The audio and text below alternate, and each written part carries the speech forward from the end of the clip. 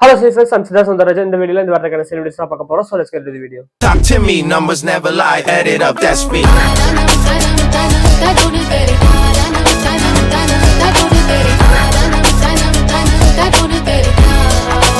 நம்ம சினிமால இருந்து போயிடும். ஃபர்ஸ்ட் இந்த வர கருப்பு ரிலீஸ் இருந்துச்சு. ஸோ கருப்பு ஒரு தரமான படமா அமைஞ்சிருக்கு. ஸோ நிறைய பேர் வந்துட்டு இதுதான் சூரியஸோட கம்பேக்னு சொல்லிட்டு இருக்காங்க. பட் நம்ம முன்னாடி சொன்ன மாதிரி ஃபர்ஸ்ட் இம்ப்ரெஷன் சொன்ன மாதிரி வந்துட்டு எனக்கு ரெட்ரோ தான் கம்பேக். ரெட்ரோவே ஒரு தரமான படம். ஸோ அந்த வகையில வந்துட்டு இந்த படம் ஒரு போனஸா தான் அமைஞ்சிருக்கு. ஸ்ட்ரீக்கை மெயின்டைன் பண்ற மாதிரி அமைஞ்சிருக்கு.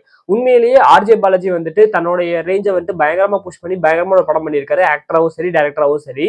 பட் இந்த ரைட்டிங் அப்படிங்கிற விஷயத்துல வந்துட்டு மூக்குத்தியம்மன் அளவுக்கு இந்த படங்கிறது இல்லதான் நான் சொல்வேன். அந்த வகையில மூக்குத்தியம்மன் இஸ் பெட்டர் தென் கருப்பு அப்படிங்கறத சொல்லுவேன். பட் கருப்பு வந்துட்டு ஒரு சவுண்டா, ஒரு விசுவல் பிரசன்டேஷனா, ஒரு ஸ்கிரீன் பிளே ஸ்ட்ரக்சர், ஸ்டோரியா வந்துட்டு ஒரு பயங்கரமான படமா அமைஞ்சிருக்கு. இந்த ரைட்டிங்கிற விஷயத்துலதான் மூக்குத்தியம்மன் ஓவர்டேக் பண்ணுது. ஸோ ஓவரால் ஒரு தரமான படம். ஸோ கண்டிப்பா போய் தியேட்டரை செக் பண்ணி பாருங்க. என்ன பார்க்காதவங்க ஃபுல்லோட ஃபர்ஸ்ட் இம்ப்ரெஷன் வந்துட்டு நம்ம சேனல்ல ஆல்ரெடி இருக்கு. அருண் மத்தேஸ்வரன் டைரக்ஷன்ல லோகேஷ் நடிக்கிற டிசி படத்தோட ட்ரெய்லர் வந்துட்டு ரிலீஸ் ஆயிருந்துச்சு. ஸோ ஸ்டோரியை பெருசா ரிவீல் பண்ணல. பட் தரமான சம்பவம் சொல்லிட்டு நினைக்கிறேன். ரத்த ஆறு தான் ஓடிட்டு இருக்கு ஃபுல் ட்ரெய்லருமே. 15th மே ரிலீஸ் பண்ணிருக்காங்க. ஒரு ஃபெஸ்டிவல், ஒரு ஃபிலிம் ஃபெஸ்டிவல்ல போய் ரிலீஸ் பண்ணிருக்காங்க. ஸோ பெரிய லெவல்ல ரீச்ங்கிறத அவங்க எதிர்பார்க்கறாங்கன்னு சொல்லிட்டு நினைக்கிறேன். விசுவல் பிரசன்டேஷன் அவ்வளவு பயங்கரமா இருந்துச்சு. சினிமாட்டோகிராஃபி அந்த கிளீன்னஸ்ங்கிறது அவ்வளவு சூப்பரா இருந்துச்சு. பேசிக்கா படம் வந்துட்டு ரிவெஞ்ச் ட்ராமா தான் சொல்லிட்டு நினைக்கிறேன். இந்த லோகேஷ் கனராஜோட தேவதாஸ் கேரக்டருக்கும் அந்த வமிகா கபியோட சந்திரா கேரக்டருக்கு ரெண்டு கேரக்டருக்குமே ஏதோ ஒரு ரிவெஞ்ச் இருக்கு. அந்த ரிவெஞ்ச் நோக்கி ரெண்டு பேருமே போறாங்க. அதுக்கு நடுவில் அவங்க சந்திக்கிற தடைகளை தாண்டி அவங்க எப்படி இந்த ரிவெஞ்ச் அச்சீவ் பண்ணாங்க அப்படிங்கறத கதையா இருக்கும்னு சொல்லிட்டு நான் நினைக்கிறேன். ஆனா வந்துட்டு இந்த லபர்பதி ஹீரோ இந்த படத்துல இருக்காங்கல்ல, அவங்க என்ன கேட்டுங்கிறது தெரியல. மேபி தேவதாஸோடைய ஒய்ஃபா இருக்கலாம். அவங்க என்ன மேட்டருங்கிறது தெரியல. படம் பார்த்தா தான் தெரியும். ஸோ ட்ரெய்லர்ல பெருசா அவங்க ஸ்டோரியை ரிவீல் பண்ணல. பட் பேசிக்கா வந்துட்டு நமக்கு தெரியறது இதுதான். ஸோ பார்ப்போம் இந்த படம் எப்படி இருக்குன்னு சொல்லிட்டு. ரிலீஸ் டேட்டை என்ன சொல்லாம வச்சிருக்காங்க. நல்ல விஷயம். ஆக்சுவலா பார்த்தா இப்பெல்லாம் ரீசெண்டா கருப்புமே சொல்லி கருப்பு, இப்ப ரீசெண்டா வந்து அதிரடி, இந்த படங்கள் எல்லாமே ரிலீஸ் டேட் அனௌன்ஸ் பண்ணிட்டு ரிலீஸ் டேட்டுக்கு 2 நாள் முன்னாடி 4 நாள் முன்னாடி சொல்லி ட்ரெய்லர் ரிலீஸ் பண்ணிட்டு இருந்தாங்க. அண்ட் ட்ரெய்லர் வந்துட்டு ஆடியன்ஸ் வந்துட்டு ரொம்ப கேட்டு டார்ச்சர் பண்ணி அதுக்கப்புறம் எண்ட்ல கொண்டு வந்து ரிலீஸ் பண்றது படத்துக்கு மிகப்பெரிய பிரச்சனையா தான் இருக்கு. முன்னாடியே ட்ரெய்லர் ரிலீஸ் பண்ணி ட்ரெய்லர் மூலமா ஆடியன்ஸ்க்கு நல்ல ஒரு ரீச்ங்கிறது இருக்கும்போது படத்தை ரிலீஸ் பண்ணா பெர்ஃபெக்ட்டா இருக்கும். படத்தோட ரிலீஸ் டேட்டுங்கிறது இதுக்கப்புறமா தான் அனௌன்ஸ் பண்ணுவாங்க. ஸோ பார்ப்போம் படம் எப்படி இருக்குன்னு சொல்லிட்டு. தாய்க்காய் ரிலீஸ் ஆன சமயத்துல இந்த படத்தோட ஜூக் பாக்ஸோட கீழே கமெண்ட்ஸ்ல வந்துட்டு நிறைய பேர் இந்த முருகன் சாங் ரிலீஸ் பண்ணுங்க சொல்லிட்டு இருந்தாங்க. நான் ஃபர்ஸ்ட் வந்துட்டு அது என்னடா முருகன் சாங்னு யோசிச்சேன். அப்ப ரீவாச் பண்ணும்போது தெரிஞ்சது இந்த ஓப்பனிங்ல வந்துட்டு தாய்க்காயோட என்ட்ரி வந்து ஒரு முருகன் சாங் வரும். அந்த சாங்னு சொல்லிட்டு அந்த சாங் அவங்க கடைசி வரை ரிலீஸ் பண்ணவே இல்லை. வெயிட் பண்ணிட்டே இருந்தா இப்ப திடீர்னு பார்த்தா வேலும் மயிலும் அப்படின்னு சொல்லிட்டு நிவாஸ் கே பிரசன்டா நெக்ஸ்ட் எஸ்கே அப்படின்னு சொல்லிட்டு போட்டிருந்தாங்க. என்னடா சொல்லிட்டு போய் பார்த்தா அந்த முருகன் சாங் இருக்குல்ல, அதை வந்துட்டு எஸ்கே தான் எழுதியிருக்காரு. அண்ட் அதை வந்துட்டு நிவாஸ் கே பிரசன்னா கம்போஸ் பண்ணிருக்காரு. அதை வந்து இந்த படத்துல பிளேஸ் பண்ணிருக்காங்க. ஸோ இப்போதைக்கு அந்த பாட்டை வந்துட்டு ஒரு ஆல்பம் சாங்கா வந்துட்டு தனியா ரிலீஸ் பண்றோம் அப்படிங்கிற ஒரு அனௌன்ஸ்மெண்ட் கொடுத்திருந்தாங்க. ஸோ சாங் ரிலீஸ் ஆயிருக்கு. ஸோ அருமையான ஒரு பாட்டு, முருகன் பாட்டு. ஸோ உங்களுக்கு டைம் இருந்துச்சுன்னா மறக்காம செக் பண்ணி பாருங்க. டாக்கிங் அபவுட் எஸ்கே சேவன் படத்தோட ஷூட்டிங் வந்துட்டு நாளையில இருந்து தொடங்க போகுது அப்படிங்கிற ஒரு அனௌன்ஸ்மெண்ட் ஆர்கேஎஃப்ஐ சைட்ல இருந்து கொடுத்துட்டாங்க. ஆல்ரெடி வந்துட்டு மதுரை சைட்ல கிரௌடு இருக்கக்கூடிய சீன்ஸ் எல்லாமே ஆல்ரெடி எடுத்துட்டு இருக்காங்க. ஸோ இப்போதைக்கு வந்துட்டு அபிஷியல் கேஸ்டிங் வந்துட்டு இன்வால்வ் ஆகக்கூடிய ஷூட்டிங்கிறது நாளையில இருந்து தொடங்க போகுது. ஸோ பார்ப்போம். இந்த படம் அக்டோபர் ரிலீஸ் சொல்லியிருக்காங்க. அக்டோபருக்குள்ள கரெக்டாக ரிலீஸ் பண்ணிட முடியுமாங்கிறது எனக்கு தெரியல. வெயிட் பண்ணி பார்க்கலாம் என்ன ஆகுதுன்னு சொல்லிட்டு. ஆக்ஷன் கிங் அர்ஜுனுடைய பிளாஸ்ட் படத்தோட ட்ரெய்லர் வந்துட்டு ரிலீஸ் ஆயிருக்கு. சோ படத்துல வந்துட்டு அர்ஜுன் சார், அபிராமி, பிரத்ய முகுந்தன் இவங்க 3 பேருமே நடிக்கிறாங்க. 3 பேருமே ஒரு தரமான ஆக்டர்ஸ் தான். சோ பேசிக்கா வந்துட்டு இவங்க ஒரு ஃபேமிலி. அர்ஜுன் சார் வந்துட்டு ஒரு ஹெட் மாஸ்டர், அவரோட ஒய்ஃப் அபிராமி, அவருடைய பொண்ணு பிரத்ய முகுந்தன், இவங்க 3 பேருமே வந்துட்டு ஒரு ஃபேமிலியா வாழ்ந்துட்டு இருக்காங்க. இவர் வந்துட்டு இதுல இன்னொரு மேட்டர் என்னன்னா, அர்ஜுன் சார் வந்துட்டு ஒரு கராத்தே மாஸ்டர் அப்படிங்கிற மாதிரி சொல்றாங்க. சோ 3 பேருமே பயங்கரமா ஃபைட் பண்ணக்கூடியவங்க.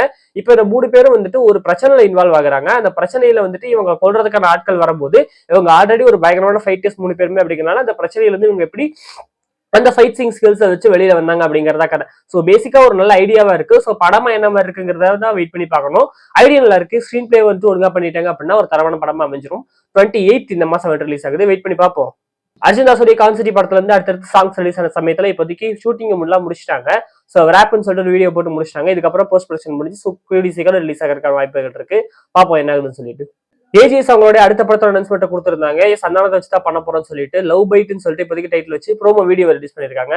ஸோ ப்ரோமோ வீடியோ பார்க்கும்போது ஜஸ்ட் இது வந்துட்டு ஒரு ரூரல் பேஸ்டு ஒரு சாமி ஃபிலிம் அப்படிங்கிற மாதிரி தெரியுது. ஸோ ஒரு ஃபன் பேஸ்டான சாமி ஃபிலிம்னு சொல்லிட்டு நினைக்கிறேன். சாமிங்கிறது அவங்க வைரஸ்ன்னு சொல்லாம மேபி சாபம்னு கூட சொல்லலாம். அந்த சாமியை வந்துட்டு நிக்க வச்சு கடவுள் மேலே பூஜை பண்ணி அவங்களை விட்டு புதைக்கிற மாதிரி தான் தெரியுது. ஸோ அந்த வகையில வந்துட்டு சாபத்தினால இவங்க எல்லாம் வந்துட்டு ஜாம்பியா மாறுறாங்க அப்படிங்கிற மாதிரி சொல்றதுக்கான வாய்ப்புகள் இருக்குன்னு சொல்லிட்டு தோணுது.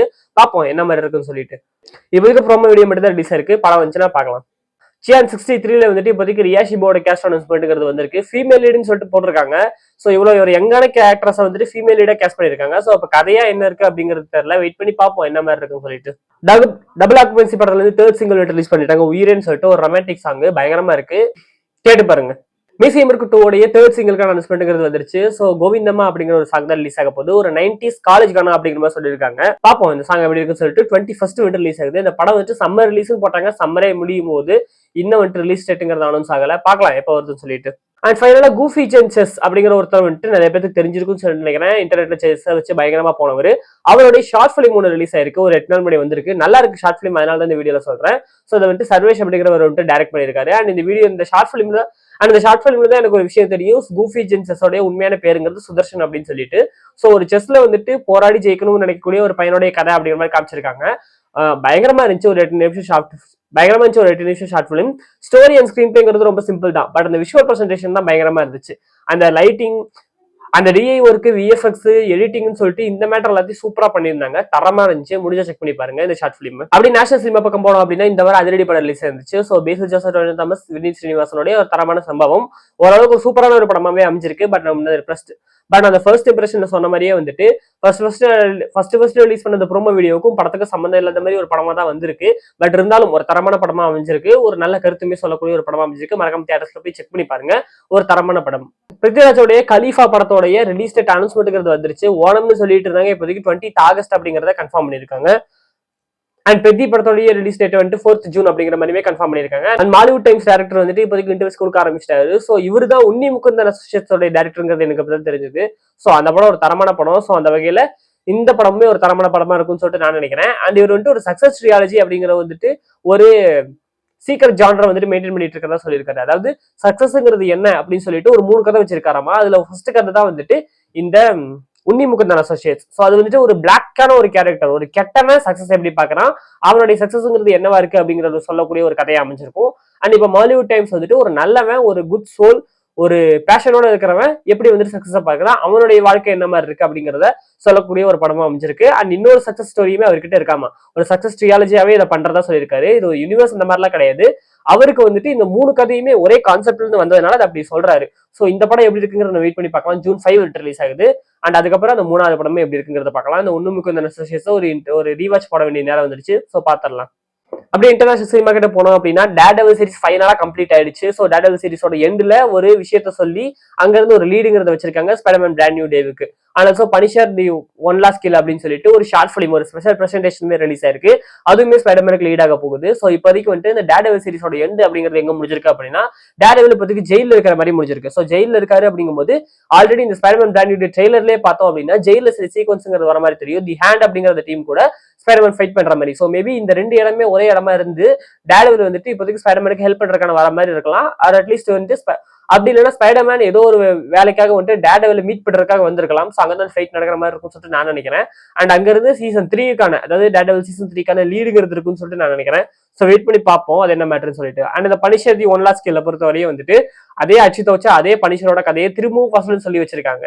தன்னுடைய ஃபேமிலியை கொண்டு அத்தனை பேத்தையுமே வந்துட்டு இப்போதைக்கு பனிஷர் கொண்டு முடிச்சுட்டு விரக்கையில உட்காந்துருக்காரு. அடுத்து வாழ்க்கையில என்ன பண்ண போறோம்னு தெரியாம ஒரு சோகத்துல உட்காந்துட்டு இருக்காரு. ஸோ அந்த சமயத்துல வந்துட்டு சாகலான்னு சொல்லிட்டு கன் எடுத்து தலையில வைக்கும் போது அவருடைய செத்து போன பொண்ணு வந்துட்டு அவர் முன்னாடி வந்து நீ இன்னும் உயிரோட இருக்கணும்ப்பா, நீ செய்ய வேண்டியது நிறைய இருக்குன்னு சொல்ற மாதிரி அவருக்கு வந்துட்டு ஒரு விஷுவலுங்கிறது வருது. ஸோ இவர் வந்துட்டு அந்த ஒரு கடைசி ஃபேமிலியை போட்டு தள்ளியிருப்பாரு. ஒரு குனிச்சி அப்படிங்கிற ஒரு ஃபேமிலி, அவங்க தான் இது, அவங்களுமே வந்துட்டு இவருடைய ஃபேமிலி இறந்ததுக்கான காரணம் அப்படின்னு சொல்லிட்டு. அந்த குனிச்சி ஃபேமிலி வந்துட்டு ஒரு சாதாரணமான ஆளுங்க இல்ல, அவங்க வந்துட்டு ஒரு சிட்டியை ஓன் பண்ணி வச்சிருக்காங்க.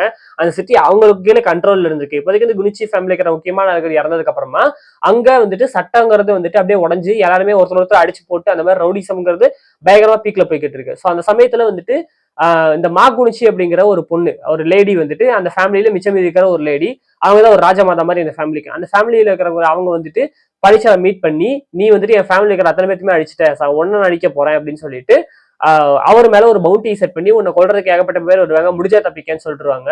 ஸோ அதுக்கப்புறம் வந்துட்டு அந்த மொத்த பேருமே வந்துட்டு சமாளிச்சு ஒரு பயங்கரமான ஃபைட்டை முடிச்சுட்டு அங்க இருந்து எஸ்கேப் ஆகும்போது வந்துட்டு மாகுனிச்சி வந்துட்டு போட்டுறதுக்கான ஒரு சான்ஸுங்கிறது கிடைக்கும். அவங்க பிடிச்சிடலாம் அப்படிங்கிற ஒரு சமயத்துல பக்கத்துல ஒரு டோனட் ஷாப்ல வந்து சவுண்ட் கேட்கும். அங்க பக்கம் திரும்பி பார்த்தோம் அப்படின்னா வழக்கமா அந்த டோனட் ஷாப்புக்கு வந்துட்டு பனிஷர் போயிட்டு வந்துட்டு இருப்பாரு. அங்க ஒரு குட்டி பொண்ணு இருக்கும். அந்த குட்டி பொண்ணு வந்துட்டு எப்பவுமே பனிஷர் அப்படியே பாத்துக்கிட்டே இருக்கும். ஏன் அப்படின்னா பனிஷர் வந்துட்டு ஆப்வியஸா நியூஸ்ல வந்துட்டு இருப்பாரு. இவர் வந்துட்டு இந்த மாதிரி மாகுனிச்சியோட ஃபேமிலியை போட்டு தள்ளிட்டாருன்னு சொல்லிட்டு அதனாலேயே அந்த பொண்ணு வந்துட்டு பனிஷர் அப்படியே பார்த்துட்டே இருக்கும். ஸோ அதனால வந்துட்டு அவருக்கு அந்த பொண்ணை வந்துட்டு தெரியும், அந்த கடையை தெரியும். இப்போதைக்கு அந்த கடையில வந்துட்டு போட்டு அடின்னு அடிச்சிட்டு இருக்காங்க அவரை. ஸோ வந்துட்டு அவரை காப்பாற்றணும் அப்படிங்கிற சுச்சுவேஷனுங்கிறது வரும்போது மாகுனிச்சியை பொறுத்தவரை இவரை காப்பாத்துறாங்கிற சுச்சுவேஷன்ல இவரை காப்பாற்றணும் முடிவு போய் பனிஷர் அவரை போய் காப்பாத்தினதுக்கு அப்புறமா அந்த குட்டி பொண்ணு வந்துட்டு பேப்பர்ல செஞ்ச ஒரு ரோஜா பூவை கொடுத்துட்டு போயிடுவாங்க. சோ அந்த இடத்துல தான் வந்துட்டு பனிஷருக்கு ஒரு பர்பஸ்ங்கிறது வாழ்க்கையில வருது. சோ இதுவரையுமே வந்துட்டு ரிவெஞ்சுன்னு போயிட்டு இருந்தனா இனிமே வந்துட்டு சேவை செய்ய போறேன், ஒரு விஜிலாண்டியா ஒரு நல்ல விஜிலாண்டியா மாற போறேன். சோ பனிஷிங் அப்படிங்கிற ஒரு விஷயத்த தப்பு செய்யறவங்களை பனிஷ் பண்ணி நான் பண்ண போறேன் அப்படின்னு சொல்லிட்டு ஒரு முடிவு எடுத்து படத்தோடைய அந்த எண்டுல, அதாவது இந்த ஷார்ட் பிலிமோட எண்டுல ஸ்டார்டிங்ல வந்துட்டு ஒருத்தருடைய இந்த ஷார்ட் பிலிமோட எண்ட்ல வந்துட்டு ப்ராப்பரான ஒரு நல்ல விஜயாட்டியா மாதிரி ஒரு எண்டிங்கிறத கொடுத்துருக்காங்க. ஸோ இங்க இருந்தா ஸ்பைடர்மேன் பிராண்டிக்கு கண்டினியூ ஆக போகுது இந்த கேரக்டர். ஸோ ஸ்பைடர்மேன் பிராண்டில இந்த கேரக்டர் பாக்குறவங்க வந்துட்டு கண்டிப்பா இந்த பனிஷர் ஒன் லாஸ்ட் ஸ்கில்ல கண்டிப்பா பாத்துருங்க. நீங்க இந்த நெட்ஃபிளிக்ஸ்ல உள்ள பனிஷர் சீரிஸ் பார்க்கலாம்னு பரவாயில்ல, இந்த ஒன் லாஸ்ட் ஸ்கில்ல பாத்துட்டாலே பேசிக்கான விஷயங்கிறது உங்களுக்கு புரிஞ்சிடும். ஸோ உங்களுக்கு பேசிக்கா இந்த 2 சீசன் டேர்டெவிலோட ஃபர்ஸ்ட் டேர்டெவில் பார்ன் அகைனோட ஃபர்ஸ்ட் 2 சீசனும் மனுஷனோட இந்த ஒன் லாஸ்ட் ஸ்கில் மட்டும் பாத்துருங்க. ஸ்பைடர்மேன் பிராண்டிக்கு தரமா இருக்கும். ஸோ மார்வல் இப்போதே ப்ராஜெக்ட்ஸ் வந்து நல்லா வரதே இல்லைன்னு சொல்லிட்டு இதை ஸ்கிப் பண்ணிடுறாங்க. இது வந்துட்டு தரமான சம்பவம் ரெண்டுமே.